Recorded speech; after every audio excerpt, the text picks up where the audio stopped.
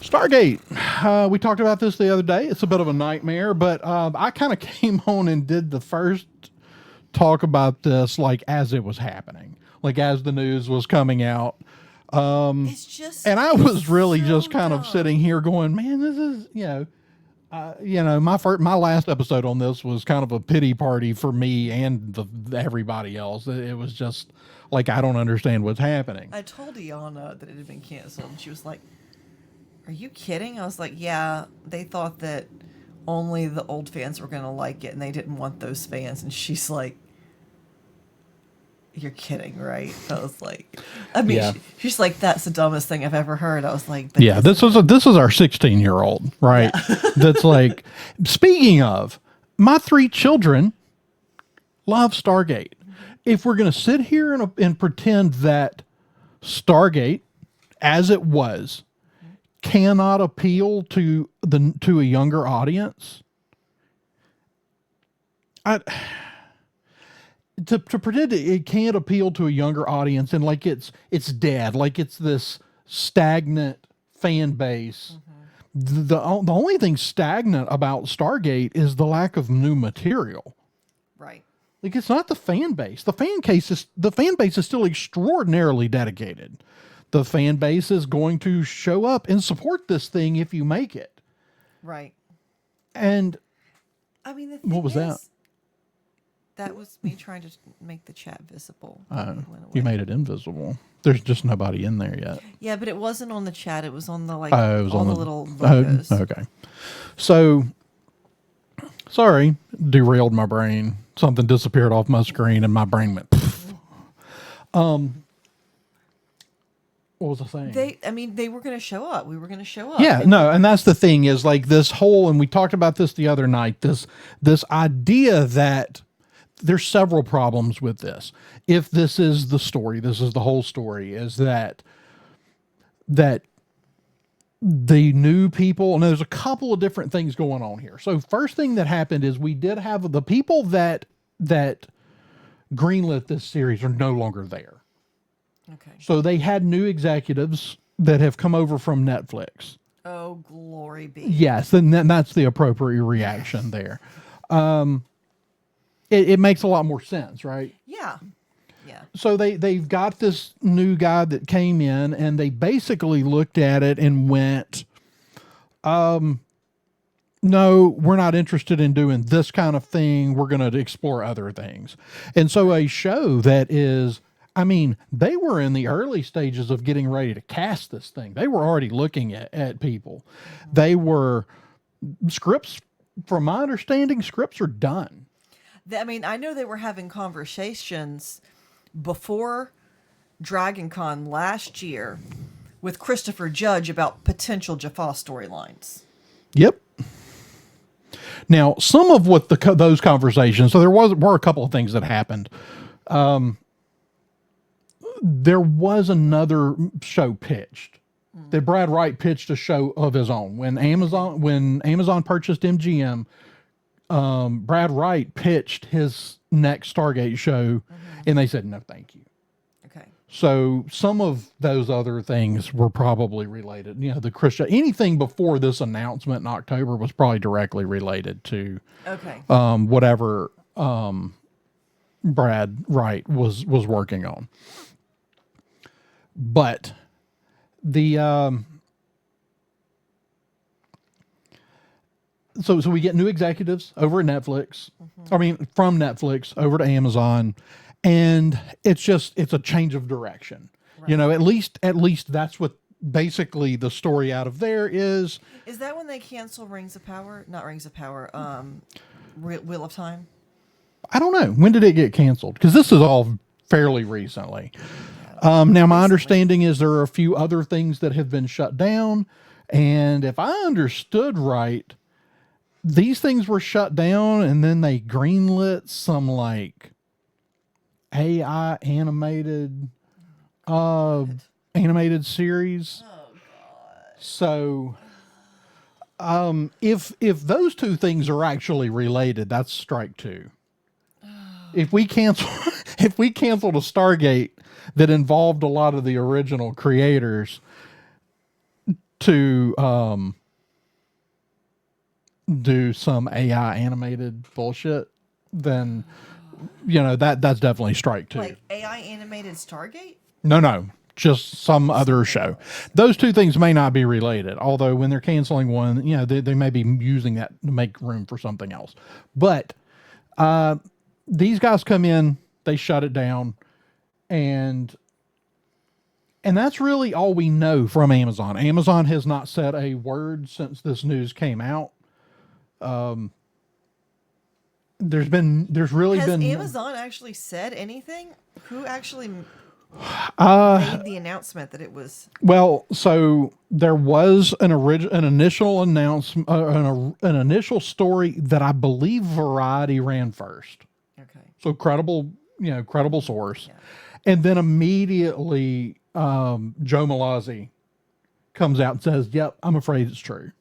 Yeah. So it's confirmed. Like this is the real deal. But Amazon themselves have said nothing really, if anything. I'm not aware of anything that's come out from Amazon. Of course, all the usual suspects are out there. I don't think Amazon understood.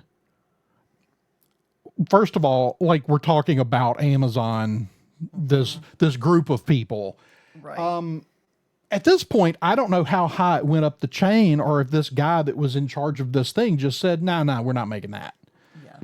And like, it's possible that, people higher up the chain weren't even involved, that he just said, "Well, this is my job and we're not making this." I don't know. We don't know. There's some information trickling out there, but basically they just came out the other day, said, "Yeah, Stargate's not getting made." And we're going to talk tonight about just like why we think this is a disaster, like why this is so bad. First of all, the word in the Variety article is that they didn't feel like this show would appeal to a broad enough audience or a new audience. And so let's be clear. So for starters, we're talking about Stargate. We're talking about easily one of the 5 largest, like strictly TV based sci-fi franchises, fandom wise. Yeah. The only 2 things that I think you can like put over it right now are Star Trek and Doctor Who. But Star Trek isn't solely TV based anymore. Well, I'm not really, but it's still mostly a TV thing, especially right now over the last, since allow it. Well, since that last trilogy ended, they really have gone back to being a TV thing. Yeah. And it's always done best as a TV thing. Like when people talk about Star Trek, they talk about The Next Generation or Deep Space Nine. They, you got to get deep in the hole before people start talking about the movies. Yeah. I just dropped whatever Walt Disney was holding here. Dang it, I don't even know what Walt Disney was holding, so... We'll have to find that when we finish. It's All just right. a tiny little cylinder about that big. Great. I'm pretty sure that he was supposed to be holding like a notepad and a pen. Well, So he doesn't appear to be holding either anymore. But... Well, basically kind of all of the sources were saying that they were not interested in a show that was going to appeal to the original fans. Like, yeah, and so I think it wasn't just that it was going to be only the original fans. They don't want Star Trek fans, or they don't want Stargate fans. Well, and that's one of those things like I think you can play the semantics game all day long with that because we don't actually have a statement from Amazon. Yeah. And the original Variety article just said that they were concerned that it wouldn't appeal to new fans. They didn't necessarily cast the old out. Okay. But the problem is and then you have like Joe Malazzi turns around and says, well, that's not true. Martin very much put a lot of effort into making this a show with a clean jumping off point to let new fans come to as an access point. Because yeah, you wouldn't want to like it just like be, oh, SG-1's back and we're 10 years into the adventure and here you go. No, we're not doing that. We're starting with which each Stargate program has done, by the way. SG-1 did, or Atlantis did this, and the Universe did this, where they created clean access points for new people to get on the train. I really do hate that they canceled Universe when they did, because it was just really beginning to be the thing that I hoped it was going to be. Yeah. It was really finally... It took a little while to kind of find its place, but once it did, it was really strong. And that was terrible that they canceled that one. But so basically, we've kind of got this information where they're saying, oh, it's not going to appeal to enough fans. But let's be real clear. Even if they create something brand new that only appeals somehow, like some black magic here, and it only people that are going to watch it are people who've already watched Stargate. That's a lot of people. That's a lot of people. You would immediately again be the biggest sci-fi thing on TV. And hear me out. This was the perfect moment for Stargate. Yes. Star Trek is in the toilet. And Doctor Who is like in the plumbing under the toilet. Yeah. Like they're both in bad shape. This is the chance for Stargate to give not just what have you done? Not to just give Stargate fans, but sci-fi fans in general, the thing they want, the thing that they love and want to see on TV again. This was your chance. This was your chance to own the genre. Because you had this thing that was everything that we wanted. You brought in all the right people. All the right people were saying all the right things. Even though some people were like, well, Martin Garrow, I don't really know anything about Martin Garrow. Martin Garrow wrote on SG-1 and Atlantis. I would have much rather had something Brad Wright had created myself. But at the same time, like, this seemed pretty perfect on paper. Yeah. You had a lot of the legacy actors on board. In fact, if I understood right, Richard Dean Anderson was standing on a stage at a Comic-Con in France promoting this thing when they canceled it. Oh no. If I understood correctly. They were definitely at a con appearance though. Well, so Richard Dean Anderson, Michael Shanks, there's going to be like 6 Stargate actors at Dragon Con this year. I don't expect those panels to be very much fun at this point. Well, I think they'll be fun, but like they could definitely be more fun if we had a new show coming. Well, there's going to be a lot. I think they're going to have a difficult time keeping the questions. I think they're just going to have to say at the front of the panel, "Hey, we're not talking about." You know what? Dragon Con does a good job with they do sending in questions. Dragon Con does a superb job of also saying, hey, we're not doing this thing. Yeah. So I think it'll still be a lot of fun. It's going to be a lot of fun having those people there, but it is going to take a little of the shine off, right? Yeah. I don't know. I don't understand why they would pull the plug on this. Because like I said, you're poised to have this moment of giving this big sci-fi fandom everything that they've been clamoring for 15 years. Yeah. And it went off the air in 2011. Yeah. Give us everything that we've been clamoring for 15 years. And not just that, be the only sci-fi franchise doing that right now. One, you're going to hold Paramount's toes to the fire. You're going to hold whoever makes Doctor Who's toes to the fire. And you've got a chance to take that crown, because suddenly those Star Trek fans find a new franchise and a new home.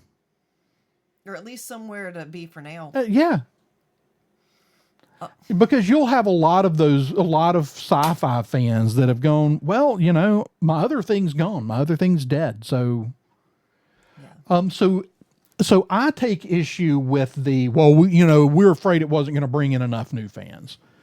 To be clear, it would have still been highly successful, even if it was only geared towards the original fans. But that wasn't what this was. This was going to be new. This was going to be fresh. It was going to provide a clean access point to the world we loved while honoring everything about the shows we loved. Mm-hmm. And so, I don't know. There's no good reason for this to have happened. Now, here's my theory. I mean, so my first thought is, what does David always say about suits at studios? They learned the wrong lesson. They always learn the wrong lesson. So what's been happening with sci-fi lately? It's failing. It's just failing, right? It's just Star Trek's failing. Doctor Who's failing. All these things are just, they're terrible. People don't like them anymore. Right? Right. Like, if you're just looking at the numbers, people don't like sci-fi anymore. And that seems to kind of be the vibe we're getting from over there, is that they think sci-fi is a dead genre. I will say, I've said this many times, and when I say this, I'm lumping sci-fi and fantasy together, but mostly science fiction. It is the most important genre out there because it is the one that allows us to do the most introspection without immediately turning people away. Yeah.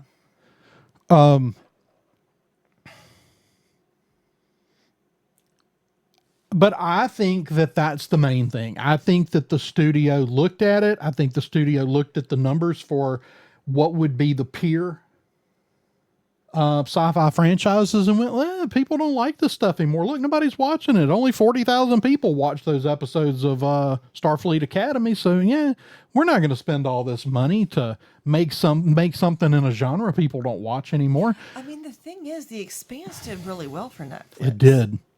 Now, and I didn't. Funny thing about The Expanse is, if I understand right, the only thing that saved that was Jeff Bezos actually got involved personally. Huh. So yeah, don't be afraid to tag old Jeff Bezos in your post. Interesting. I mean, and they've been off. I mean, The Expanse has been off the air for like 4 years now. I mean, Jeff Bezos is their company with space travel. They're the closest competitor to SpaceX. Like, you got to think that the company at large should have this vested interest in like sci-fi, especially this kind of sci-fi, this hopeful, we're going to go into space. We're going to, we're going to do this big thing and we're going to go to new places. It's like, it's your chance to have your Star Trek. You can't have Star Trek because, it belongs to somebody else, but you can do this. Can we please get somebody to do something with the Orville? There's still a lot of information indicating that a new season is still in the works on the Orville. Like, that's the only other thing happening in sci-fi right now. Yeah, and that's a sad one because there are a lot of people that just will not give that show a chance because it was made by Seth MacFarlane. And I was not looking to watch. No, you weren't interested in it because it was Seth MacFarlane. But when you got a guy that loves Star Trek and wanted to make one, and Paramount wouldn't let him, he had enough clout to tell Fox he wanted to make something of his own, and they let him do it, and it is fantastic. Maybe he wants to make something Stargate too. Yeah, that'd be awesome. But I mean, here's the thing: I don't want something else. Like, we deserve a new Stargate show. Like, no other fandom this large gets ignored like this. Yeah, you would think that like Stargate was just sort of a flash in the pan. The way it sort of doesn't get talked about. But as far as the way I see it, there's really like two options. Well, there's three. There's one that some guy came in and went, I didn't greenlight this, we're not doing it. And he just like wiped it off the desk. The second is that he looked at the numbers and said, sci-fi is a dead genre. We're not doing that. Which that's a ludicrous take, by the way, if that's what happened. The third is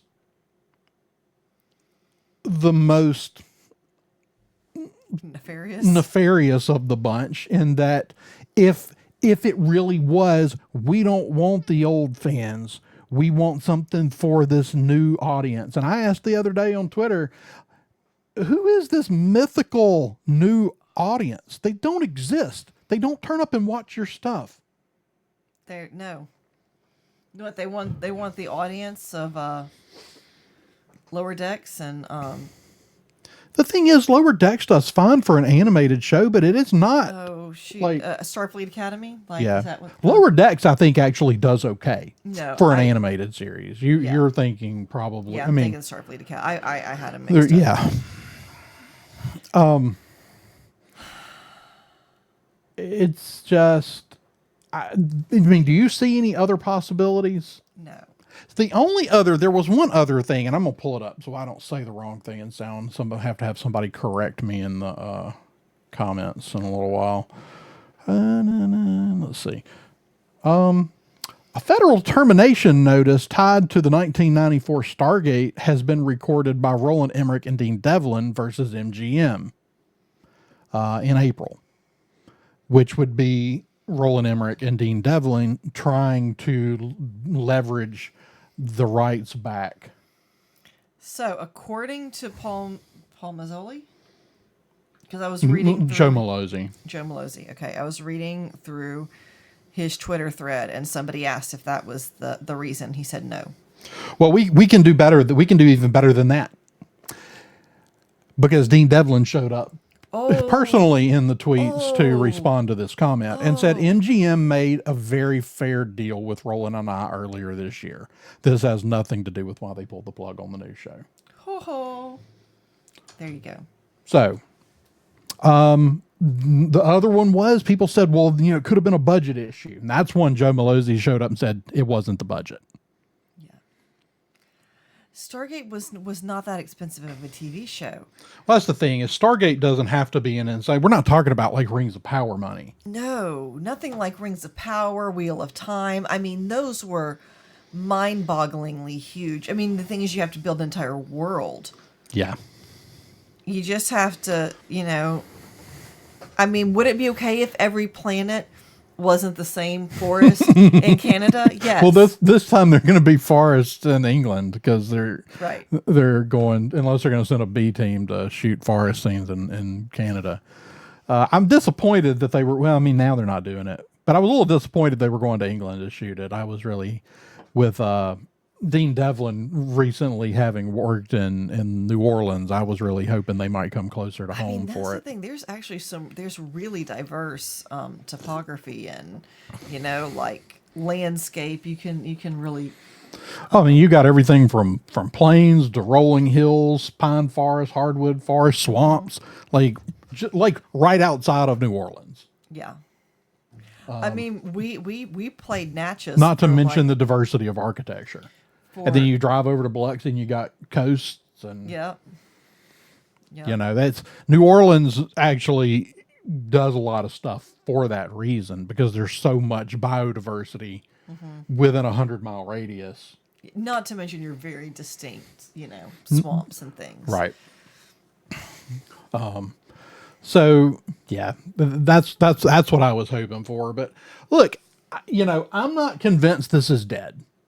Like, I'm not convinced that they've pulled the plug on this so far. And there are lots of, there are 3 major, petitions currently. When this is over, so yeah, at the end of this, check in the comments. I'm going to have I'm going to get those links to those petitions in the comments.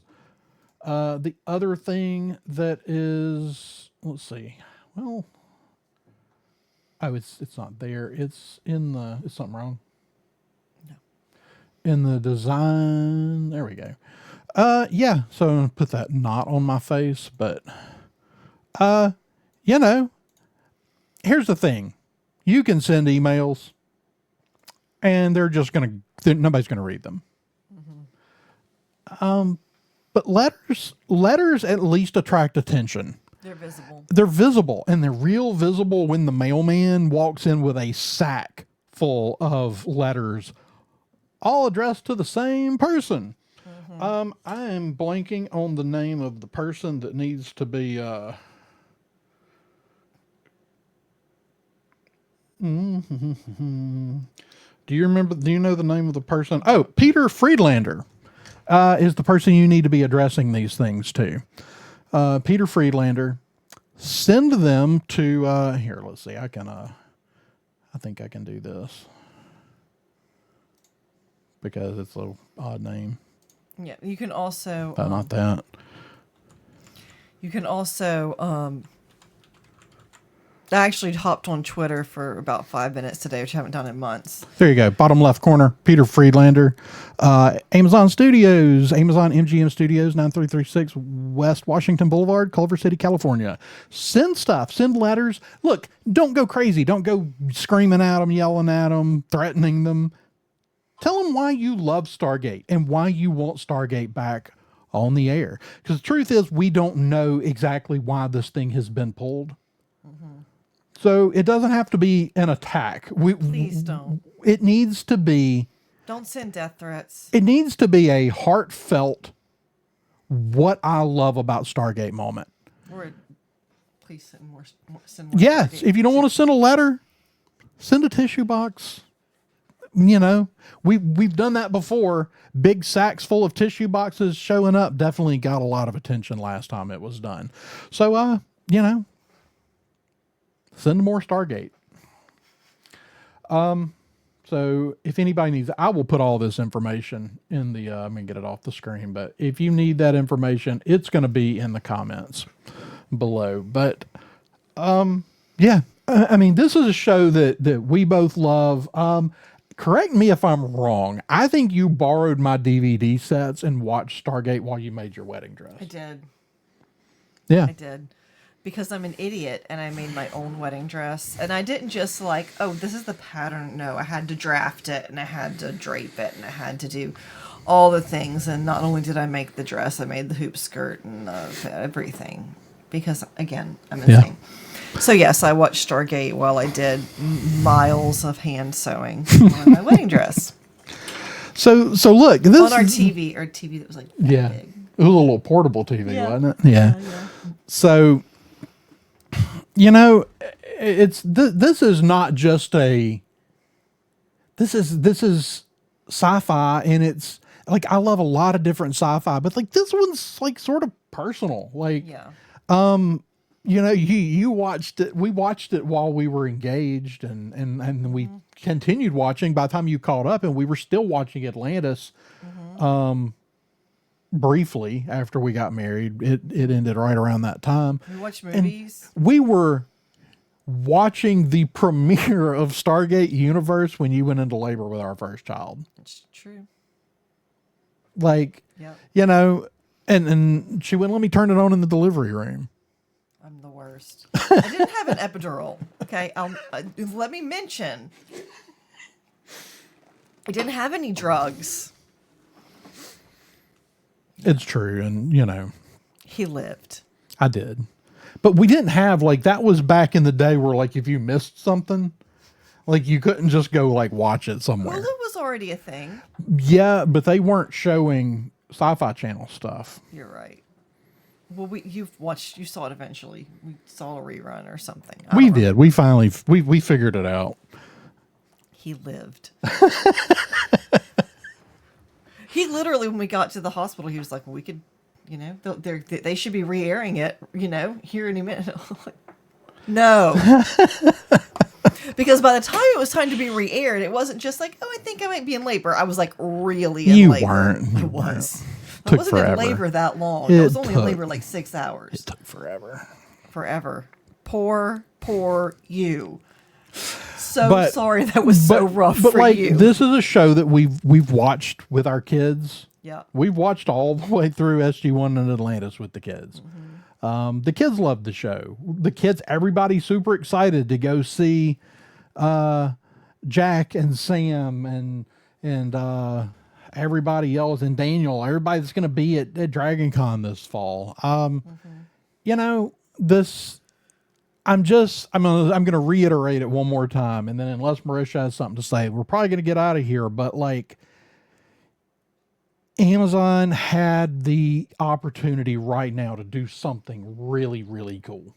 Yeah, I agree. And again, you had the chance to snatch the crown while everybody else is down. But no. Oh, don't want that. So, Heaven forbid. so we will continue to watch and see what's going on. Continue to sign those petitions. Continue to post about it every day. Yeah. It's not hurting anything to get on and say, hey, Amazon, we want more Stargate. Like Twitter chatter, it's not nothing. No, believe me, they're well aware of what's going on right now. Like like I said, I haven't been on Twitter in months, but my entire Twitter feed is Stargate right now. Mm-hmm. Yeah. And it's not like vitriol, like no, it's not. Like whenever some things have gotten canceled, there's been a lot of really nasty mudslinging, and when the Acolyte got canceled specifically, I'm hearkening back to. I think that's maybe when I quit Twitter.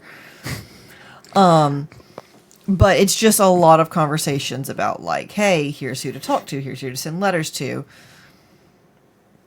Yeah, but I appreciate people like Michael Shanks and Rachel Luttrell and Joe Malozzi and Brad Wright and these guys, the guys over at Gate World, all these guys that jumped on this immediately. And have really kind of been at the front line of this.